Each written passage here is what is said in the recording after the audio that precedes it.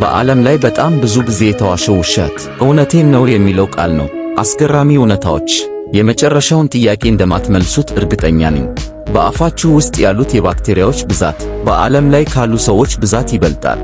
ብዙ ሰዎች አዲስ ቀለም ለማሰብ ሞክረዋል፣ ግን በሚያሳዝን ሁኔታ ማንም ማሰብ አልቻለም። የቅርብ ጓደኛችሁ ሼርን ስትጫኑ ከዛም ሞር ስትሉ የሚታየው የመጀመሪያው ሰው ነው።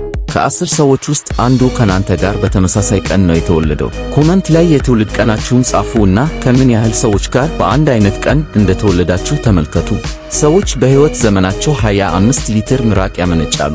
ኮመንት ላይ አይ አም ኤ ፐርሰን ኦፍ ብላችሁ ጻፉ እና የቀረውን አረፍተ ነገር ኪቦርዳችሁ ይጨርሰው። ምን አይነት ሰዎች እንደሆናችሁ ይነግራችኋል።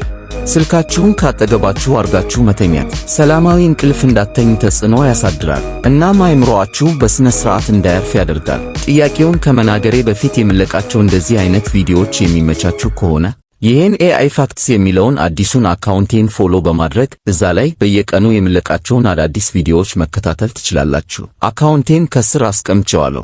ጥያቄው ይህ ነው፣ የናንተ የሆነ ነገር ግን ከናንተ ይልቅ ሌሎች ሰዎች የሚጠቀሙበት ነገር ምንድነው?